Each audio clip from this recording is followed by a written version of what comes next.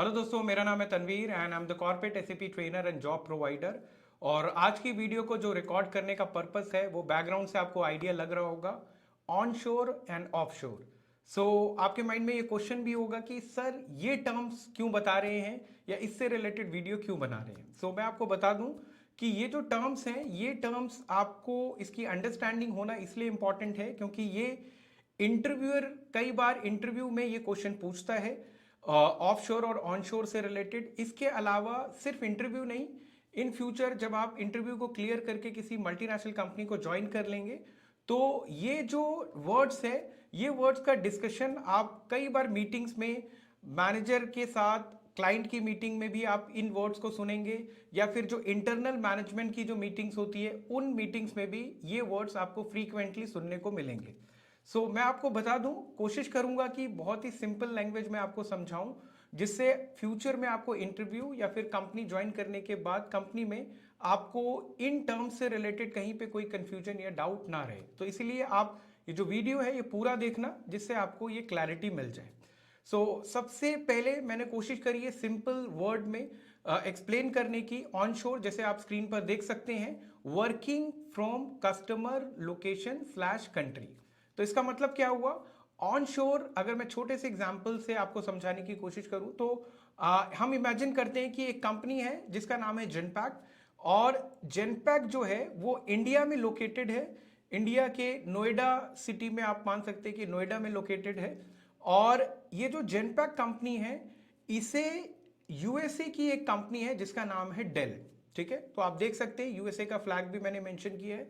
USA में एक company है डेल, और डेल ने अपना फाइनेंस एंड अकाउंटिंग का काम जो है वो आउटसोर्स कर दिया है इंडिया को।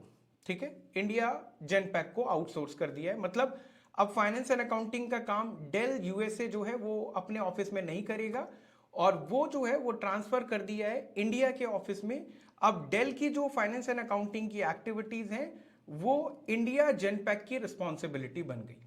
ठीक है, तो इंडिया जेनपैक जो है, जो जेनपैक्ट के जो जेनपैक का ऑफिस है इंडिया में, ठीक है, वो क्या करेगा, इनिशियल लेवल पे जब काम आता है, ठीक है, तो अपने कुछ एम्प्लॉयज को डेल यूएसए के ऑफिस में भेजेगा।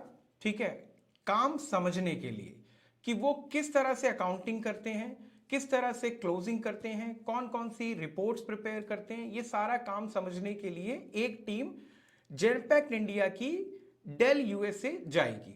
ठीक है, और वहां पर जाके जो है ये सारा काम समझेगी।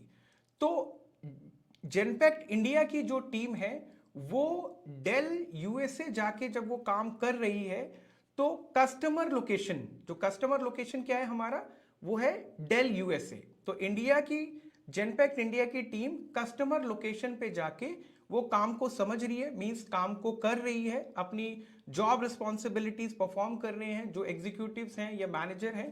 तो हम इस चीज को इस तरह से समझेंगे कि वो ऑन शोर लोकेशन पर टीम जाकर काम कर रही है। ठीक है, होप कि आपको ये पॉइंट क्लियर होगा। इसके अलावा अगर इंडिया में रहकर जो जेनपैक की टीम, जो इंडिया में बाकी रिसोर्सेज हैं, जो टीम के बाकी रिसोर्सेज हैं जो डेल यूएसए नहीं गए, ठीक है, वो इंडिया में रह के डेल यूएसए का काम या जॉब रिस्पॉन्सिबिलिटीज परफॉर्म कर रहे हैं, उनकी अकाउंटिंग कर रहे हैं, उनके फाइनेंशियल्स प्रिपेयर कर रहे हैं, मल्टीपल रिपोर्ट्स प्रिपेयर कर रहे हैं। तो इंडिया के अंदर जो टीम है वो ऑफशोर टीम कहलाएगी। ठीक है, तो ये जो है ये पॉइंट भी मैंने नीचे सिंपल वर्ड्स में मेंशन किया है, working away from customer country to save cost. To save cost इसलिए लिखा है मैंने क्योंकि कॉस्टिंग जो है वो मेजर पार्ट रहता है, क्योंकि अगर हम सारे रिसोर्सेज यूएसए भेजेंगे तो कॉस्टिंग ज्यादा आएगी, इसलिए हम कुछ लिमिटेड रिसोर्सेज यूएसए भेजते हैं जो काम को समझ लेते हैं, और उसके बाद वो काम या ट्रेनिंग लेके इंडिया आते हैं और इंडियन टीम को काम समझाते हैं, और फिर इंडियन रिसोर्सेज को या फिर जो डोमेस्टिक रिसोर्सेज को हम हायर करके डेल यूएसए की अकाउंटिंग परफॉर्म कराते हैं। तो ये कहीं ना कहीं कॉस्टिंग को सेव करता है, कॉस्ट को बचाता है। ठीक है, तो ये जो मेजर पॉइंट है आपका ऑन शोर और ऑफ शोर, इसमें क्लैरिटी आई होगी। इसके अलावा नेक्स्ट स्लाइड में मैंने और थोड़ा सा क्लैरिटी दी है लैंग्वेज में इसे पढ़ के भी आपको थोड़ा सा और अंडरस्टैंडिंग आपकी साउंड होगी, जिसमें मैंने मेंशन किया है कि if your customer is based out of USA then team members are working from USA for the customer will be called as onshore team. तो क्या मतलब हुआ इसका मतलब ये हुआ कि अगर आपका जो कस्टमर है वो यूएसए बेस्ड है, यूएसए लोकेशन है आपकी कस्टमर की या क्लाइंट की, और जो आपकी टीम है मतलब जेनपैक्ट इंडिया की टीम है, अगर वो कस्टमर लोकेशन पर जाकर काम करती है तो वो आपकी ऑन शोर टीम कहलाएगी। इसके अलावा इसके जस्ट अपोजिट, अगर आपकी कोई टीम इंडिया लोकेशन पर काम कर रही है यूएस बेस्ड कस्टमर के लिए, यूएस डेल यूएसए के लिए, तो उस टीम को हम ऑन शोर ना बोल के ऑफ शोर टीम कहेंगे। ऑफ शोर इसलिए बोलेंगे क्योंकि वो कस्टमर की लोकेशन पर नहीं है।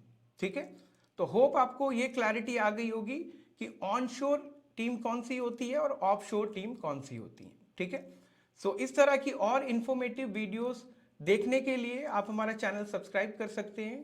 कमेंट सेक्शन में आप अपनी क्वेरीज मेंशन कर सकते हैं जिससे रिलेटेड आप वीडियोस देखना चाहते हैं, या फिर कोई अगर टॉपिक आपको कंफ्यूजन क्रिएट कर रहा है आपके माइंड में, उससे रिलेटेड इंफॉर्मेशन हम शेयर करेंगे वीडियोस क्रिएट करके। So thank you so much, thanks a lot.